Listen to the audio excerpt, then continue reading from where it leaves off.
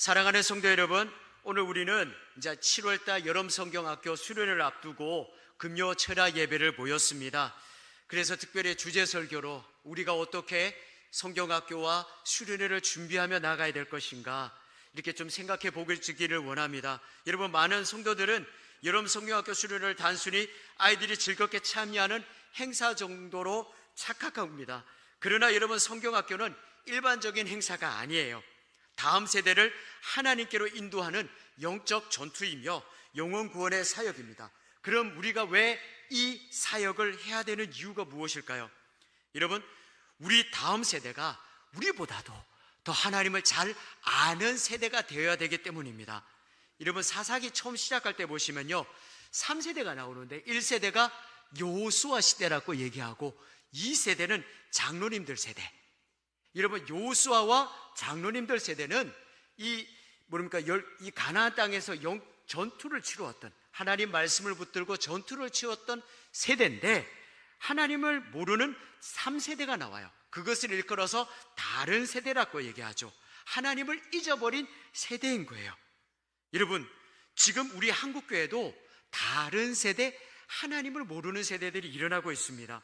여러분, 우리 한국 5천만 인구 중에 크리스찬 비율이 17%인데요 10대들은 5%입니다 그리고 지금 통계상에 의하면 나는 아무 종교도 가지지 않겠다, 기독교, 불교 다 싫다, 급속도로 늘어나고 있다는 겁니다. 이게 무엇을 의미하는 겁니까?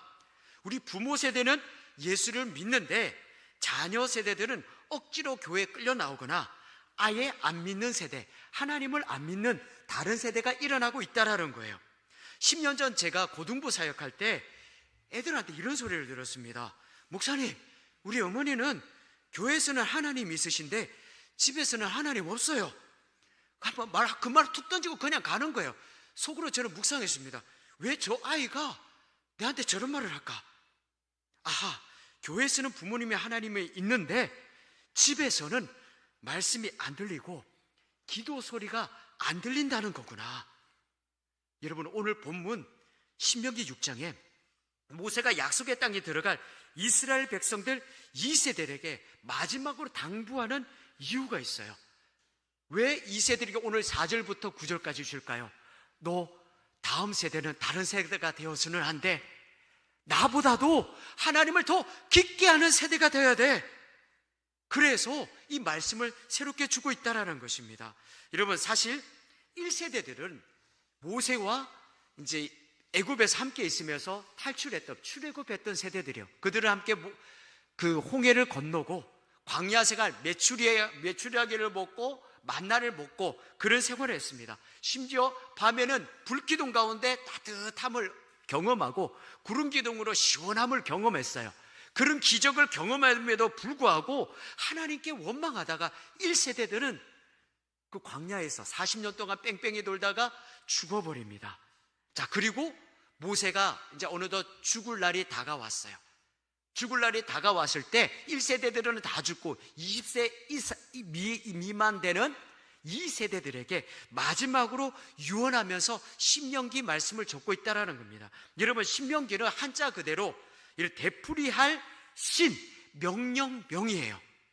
다시 말해서 1세들에게 주었던 말씀을 다시 되풀이한다라는 겁니다. 그럼 왜 1세들이 했던 이 말씀을 2세들에게 이 말씀을 되풀이하면서 재해석할까요? 지금 1세대들이 하나님 앞에서 다 죽어버렸기 때문이죠.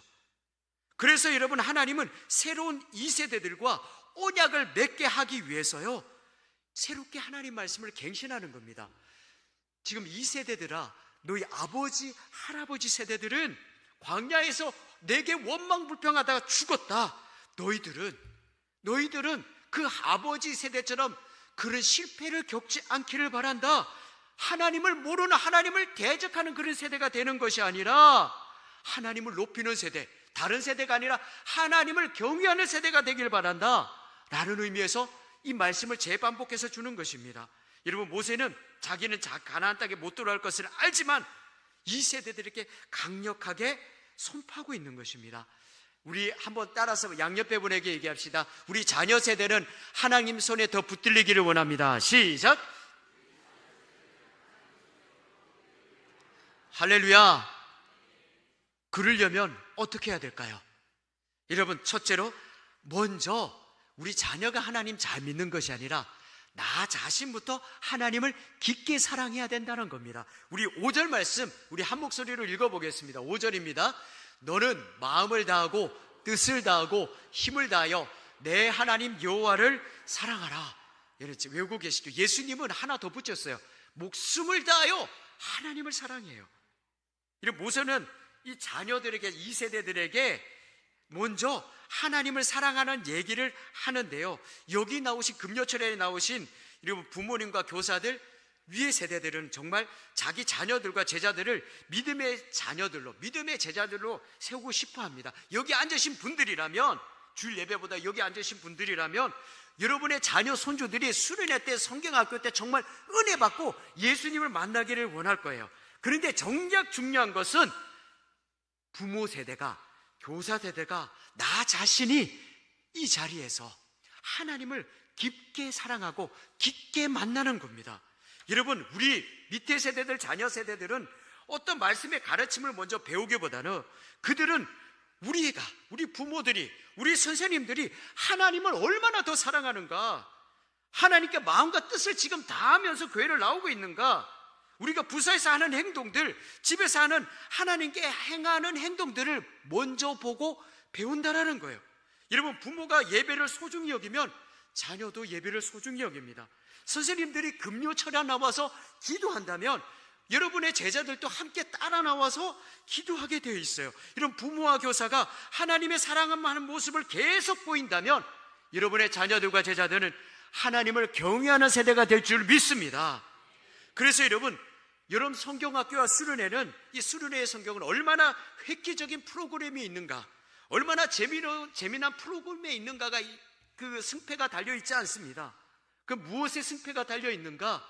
우리 부모 세대와 교사 세대가 지금 하나님을 얼마나 사랑하는가, 그 사랑하는 모습을 자녀들에게, 제자들에게 보여주고 있는가가 지금 그 모습을 보고 그 세대가, 다음 세대가 따라온다는 것입니다. 이러면 어느 교사가 말을 했습니다. 목사님, 저는 아이들을 내가 가르친 내용들은 다 기억을 못하는데요, 내가 하나님을 얼마나 사랑했는지, 내가 그들에게 수련회 때 손을 얹고 기도했고 눈물 흘리며 기도했던 것 5년, 6년 후에 그거 다 기억하고 대갚아 주더라고요.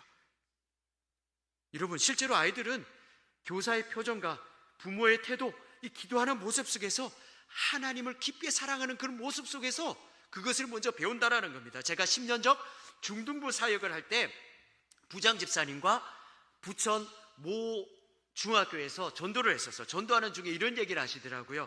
배 집사님인데, 한 목사님, 제가 교육부서만 30년 했습니다. 제가 30년 하면서 가장 뿌듯했던 것이 무엇인 줄 아십니까? 제 제자들이 저보다 하나님을 더 사랑해서 목사, 선교사, 여러 장로님, 여러 안수 집사 그렇게 되어가지고 저보다 더 귀하게 쓰임받는 것을 보니 저는 너무 좋습니다. 여러분, 나도 하나님 앞에 쓰임받기를 받아야 되겠지만 나의 자제자 세대, 자녀 세대가 더 강력하게 쓰임받는 그런 역사가 여러분의 모습 속에서, 여러분의 다음 세대 속에 나타나게 되기를 예수님 이름으로 축원드립니다. 그리고 여러분, 우리가 다음 세대에 주어야 될 두 번째 비전이 무엇인가? 하나님의 말씀을 마음속에 새기라고 얘기를 하고 있습니다. 우리 6절 한 목소리로 읽어보도록 하겠습니다. 6절입니다. 오늘 내가 내게 명하는 이 말씀을 너는 마음에 새기고. 아멘. 여러분, 오늘날 다음 세대가 가장 큰 위기를 겪고 있는 이유가 무엇이냐? 교회에 뭐가 프로그램에 부족하냐? 뭐가 주어지는 재정이 부족한가? 그게 아니라 말씀의 부재 때문입니다. 여러분, 세상의 소리는요, 우리 귀에는 너무 많이 들립니다. 나의 귀에도, 자녀들에게도, 제자들에게도 들려요. 유튜브의 소리, SNS의 소리, 여러 가치관의 소리들이 자꾸 들리기 시작합니다.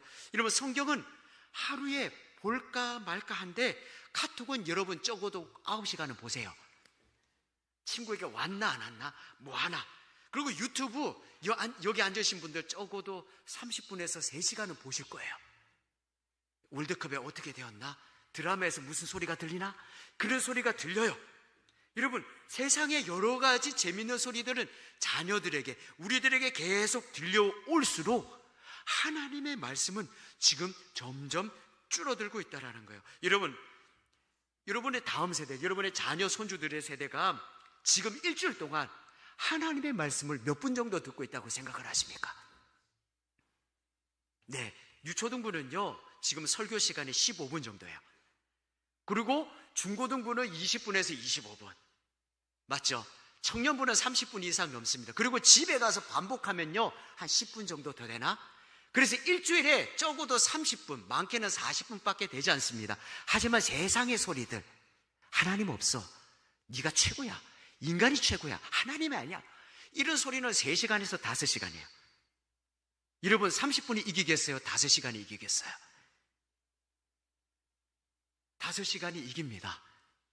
그렇다면 이 세상이 주는 소리에 나와 우리 자녀들을 어떻게 해야 되는 겁니까? 여러분, 여기에 우리가 성경학교와 수련회를 여는 목적이 있습니다. 여러분, 주일날에는 짧게 딱 부서 1시간 반, 많게는 2시간만 딱 그렇게 살짝 하는데, 여러분, 수련회나 여름 성경학교는 적어도 1박 2일, 2박 3일로 하나님 말씀을 재반복해요. 집중적으로, 공동체 훈련적으로, 또 저녁 집회 가운데 계속 들리게 하고 나누게 한다는 것입니다. 여러분, 구약시대 때도 똑같은 수련회 성경학교가 있었습니다. 이스라엘 백성들이 6월절, 7절, 초막절 같은 그런 절기가 있으면 자기와 가족들은 예루살렘 성전에 와요. 성전에 와서 소, 양을 잡으면서 자신의 이게 피를 흘리면서 자신의 죄를 회개합니다. 집회를 여는 거예요. 그리고 이 레위 지파 사람들이 가족별로 아니면 몇십 명 단위로 해가지고 이 구약 토라 하나님의 말씀을 이 소그룹으로 계속 가르치는 겁니다. 그것도 6박 7일 동안, 7박 8일 동안 짐 싸와가지고 밥 먹으면서 가르치면서 계속 재반복한다라는 거예요. 그럴 때 그들의 가슴 속에 하나님의 말씀이 박히게 됩니다. 여러분, 동일하게 우리 수련회와 여름 성경학교를 여는 이유가 있습니다. 1시간, 2시간 부족하죠. 1박 2일을 통해서, 또는 게임을 통해서, 저녁 집회를 통해서 복음의 이 구원의 이야기를 계속 반복하게 될 때, 여러분, 우리 자녀 세대들이, 우리 제자 세대들이 하나님의 말씀이 박히게 될 줄 믿으시기를 소망합니다. 그런데 여러분, 이렇게 하나님 말씀이 박히게 되고 은혜 받는 현장에는 여러분, 사단이 방해를 합니까, 안 합니까? 방해하죠. 여러분, 기도하시는 분이라면 느끼실 거예요. 여러분, 여름 7월 말에 수련회 갈락하는데 하필 집에서 무슨 일이 있어요. 친인척이 오래요. 성경학교 열렸는데 하필 가장 친한 친구가 거절할 수 없는 제안을 합니다. 그때 가야 됩니까? 성경학교 와야 됩니까? 소리가 줄어드시네요. 여러분, 내려놓고 오셔야 되죠. 이게 하필 그게 와요. 하나님 말씀이 새겨져야 되는데 그 유혹이 온단 말이에요. 저도 고2 때 이제 여름 수련회에 가려고 하는데 저희 담임 선생님, 영어 선생님이 저를 딱 보시더만, 형원아, 너는 수련회 가지 말고 보충 수업 해라.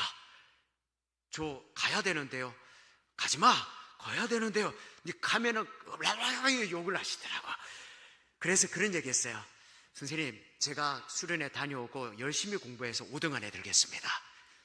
딱 생각하더니만, 그래, 갔어요. 정말 큰 은혜를 받고 왔습니다.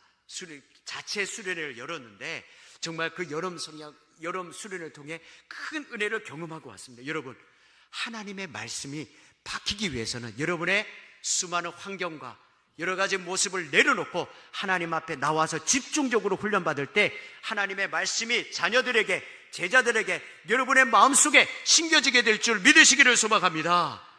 그리고 세 번째, 여러분, 이 다음 세대를 위한 하나님의 계획이 무엇인가? 부지런히 가르쳐야 된다는 거예요. 우리 한번 7절을 함께 읽도록 하겠습니다. 7절 시작. 내 자녀에게 부지런히 가르치며 집에 앉았을 때에든지 길을 갈 때에든지 누워있을 때에든지 일어날 때에든지 이 말씀을 강론할 것이며. 아멘. 부지런히라는 것은 반복해서 교회에서 성경학교에서 뿐만 아니라 가정에서도, 차를 타면서도, 또한 부모와 대화를 나누는 과정 속에서 끊임없이 가르치라는 것입니다.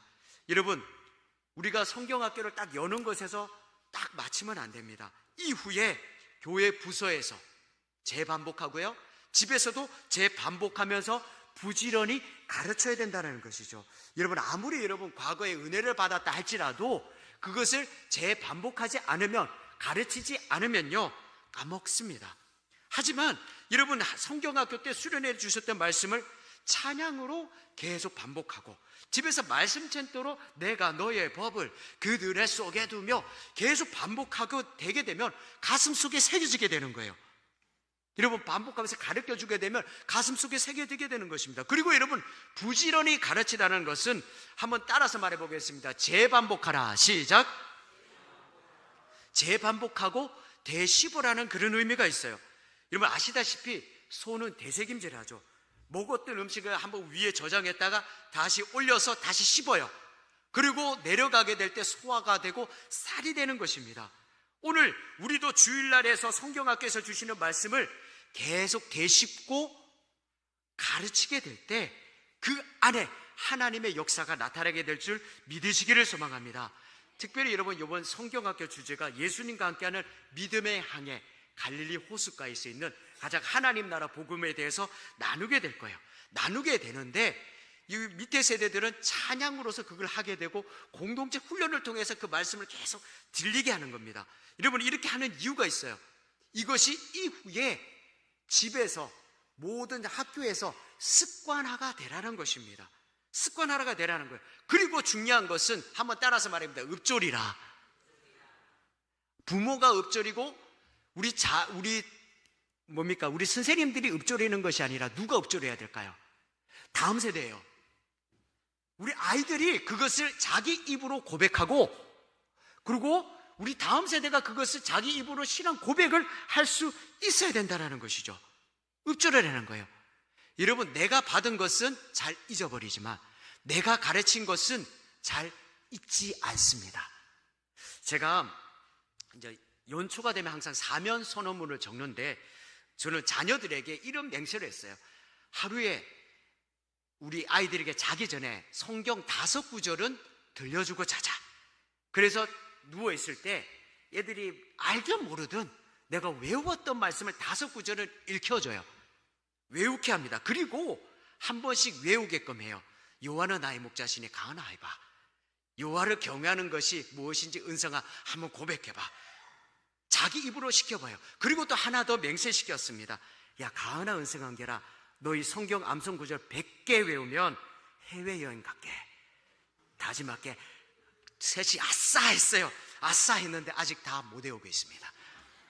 예, 그런데 다짐했으니까 외우면 제가 휴가 때 갈 겁니다. 어떻게든 모아서 갈 겁니다. 여러분, 중요한 것이 뭐라시라고요?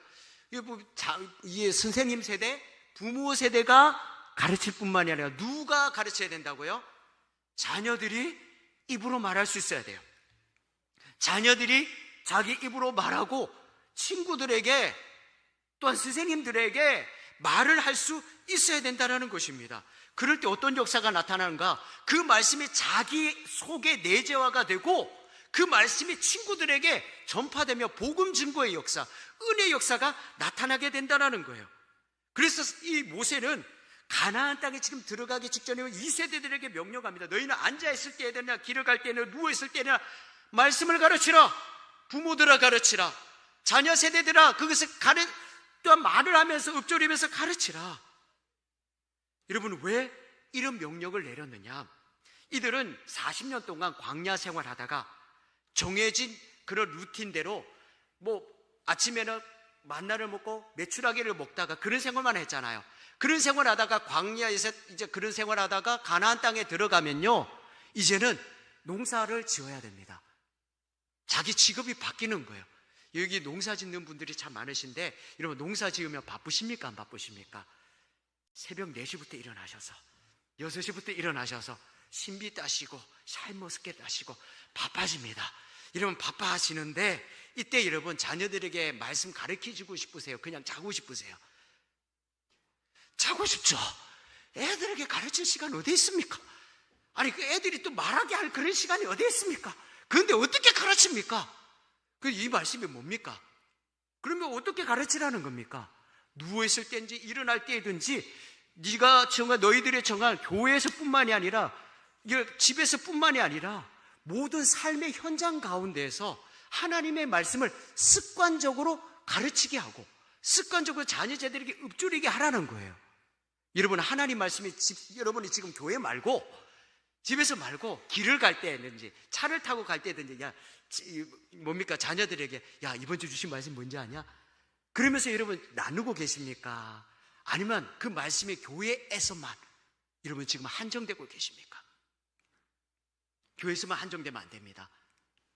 차를 탈 때든지 길을 갈 때든지 커피숍에서 자녀들과 대화를 나눌 때든지 이 모든 과정 속에 하나님 말씀이 습관적으로 가르치는 역사가 나타나게 되길 예수님 이름으로 축원드립니다. 우리 양옆에 분에게 얘기합시다. 우리 바쁠수록 가르칩시다. 시작. 누가 이런 얘기 하더라고요. 빌 할비에스 목사님, 바쁠수록 기도하면 바쁜데 농사져야 되는데 아니 지금 거래처 가야 되는데 어떻게 해야 됩니까? 아니요, 바쁠수록 더 기도하게 돼 있고 바쁠수록 더 가르치게 될 줄 믿습니다. 여러분, 제가 이제 내일 지금 우리 교회에서 뭘 하고 있느냐면 토요일마다 청지기 훈련을 하거든요. 이 경상청도 지역에 있는 피택 장로님, 안수 집사님, 권사님들을 모아다가 훈련을 시키는데 지난주 하대중 목사님이 소요리 문답을 가르치시는 거예요. 소요리 문답을 가르치시는데 이 교리를 쉽게 가르치세요. 속으로 어떻게 저 어려운 교리를 쉽게 가르칠 수 있지? 그렇게 쉽게 가르칠 수 있지 생각하다가 강의 중간에 하 목사님이 뭘 시키는가? 자, 지금부터 맨투맨으로 우리 서로 한번 짝지어 보십시오 하는 거예요. 짝지어 주면서 제가 아까 전에 1시간 반 동안 가르쳤던 거 지금 교환에 있죠? 그걸 한 3분씩 서로 나누세요 하더라고요. 속으로 저는 그런 생각했죠. 아니 이 강의 이후에 속으로 나누는데 왜 저걸 꼭 하실 필요가 있을까? 그 생각을 하다가 문득 이런 마음이 드는 거예요. 아, 맞다. 가르침 받은 것은 까먹을 수 있지만 내가 고백했던 것은 까먹지 않는구나. 내가 가르쳤던 것은, 내가 고백했던 것을 까먹지 않고 내재화될 수 있겠구나. 사랑하는 여기 앉은 성도 여러분, 교사 여러분, 부모 세대 여러분, 우리가 지금 여름 성경학교 수련회 뿐만이 아니라 서로 나누고 가르치는 그 현장 속에 하나님의 역사가 나타나게 되길 예수님 이름으로 축원드립니다. 그리고 여러분, 지금 하나님의 말씀이 새겨져야 되고 이후의 말씀이 손목에 새기고 내재화돼야 된다고 자꾸 얘기를 하는데, 이렇게 되려면 우리가 어떻게 해야 될까요? 이번 찬양도 준비하고 우리 지금 여름 성경학교 위해서 수많이 좀 더 모여야 되시고 이런 좀 뭔가 모르게 수많은 프로그램을 준비해야 되는데, 그보다도 중요한 것은 한번 따라서 말해보겠습니다. 기도해야 됩니다. 예수님이 말씀하셨어요. 기도 외에는 아무런 이유가 없다. 제자들이 귀신을 내쫓지 못하는 그런 모습을 딱 보고 예수님께 질문합니다. 예수님, 우리에게는 왜 이런 능력이 안 나타납니까? 얘들아, 기도 외에는 아무런 이유가 없어. 그래서 여러분, 수많은 프로그램이 준비됐다 할지라도 기도 없는 성경학교와 수련회는 껍데기에 불과합니다. 기도 없이 좋은 프로그램만 가득 찬 수련회와 여름 성교는 마치 이런 것 같아요. 포탄을 가득 큰 게 있는데 그 안에 폭약이 없는 거예요. 심지가 없는 폭탄과 같은 것입니다.